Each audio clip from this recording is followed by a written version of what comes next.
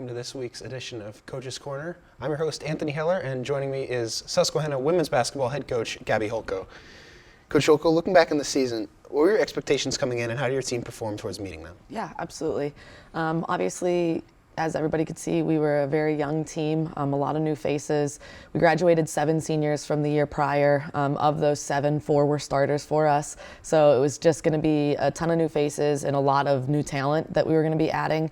Expectations on the season obviously are always postseason. You always want to play bonus basketball in that last week of February. Obviously, we missed our mark a little bit this year, but we were playing really great basketball at the end of the stretch. We started out a little shaky for the first 15 games. We were around 5-10, but we finished the year 5-5 with our last 5 games being 3-2. We had some really great wins, some big wins, but it was a really great experience for our kids this year.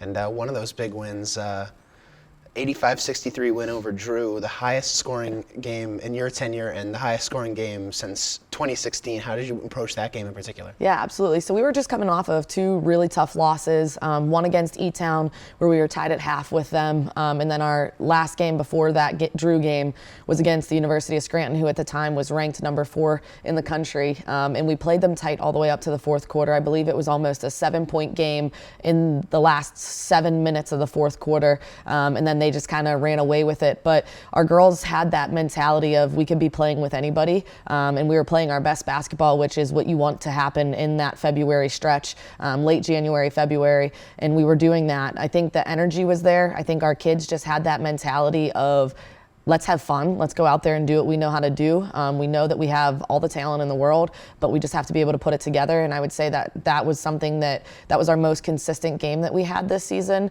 And it also helps when you shoot 59.6%. I mean, I felt like we couldn't miss. And it was a really great feeling for our team. I mean, everybody was feeling on. The excitement was there. The bench was rowdy. It was a really great feeling. And Caitlin Lynch led the way for your team with 14.1 points a game, including a career-high 29 in her final game at Moravian. How important was she and how will she be missed on and off the court? My goodness. Caitlin is a phenomenal player. She is a leader by example, 110%. She's out there giving her all every single game that she's playing. She had a rough stretch in the beginning of the season, but it clicked for her halfway through. And I think of the last 10 games, she had, I think, 8 of those 10 were in double digits, and with 5 of them being 20-point games for her. And Olivia Brandt did come back for a 5th year, first playing when your team traveled to Puerto Rico. At what point did you know that was happening? So that was something we tried to get to happen for her to stay for the full year, but obviously Susquehanna only has 1 master's program here at the university, and it's a little bit pricey, so it's hard for a lot of 5th years, especially that want to stay to finish out their careers and their eligibility. It's tough for them. So Liv and I talked about that earlier on before she even graduated last year, but she decided she's going to apply to PA school. She needed to work in the hospitals. So she came back for homecoming, and we sat in my office and just kind of chatted, and we went up and saw the brand new floor because we just had our gym renovated. And she got a little bit emotional and just was like, I kind of regret not coming back. I miss it. And I was jokingly saying, well, it's not too late. You could always come back second semester. And she kind of looked at me and was just like, are you serious? And that's kind of how it started. She talked with her parents. They were all both her mom and her dad were very supportive with it. And obviously I was supportive with it. The team was supportive with it. And she decided to come back second semester, and she's finished her career pretty strong. And what did the trip to Puerto Rico as a whole do for your team's morale? I think it was an amazing trip for us. We needed it. At the time when we went, we were kind of going through that rough stretch of our season. It was just a great experience for our team to bond and get to know each other a little bit better, especially with our first years, I feel, getting to know our sophomores, juniors, and our seniors. They did a lot of activities. We went night kayaking, which was glow kayaking. We went 1-1 on the trip, so we beat Concordia, Wisconsin, and then we had a tough loss to TCNJ, who was a really tough team.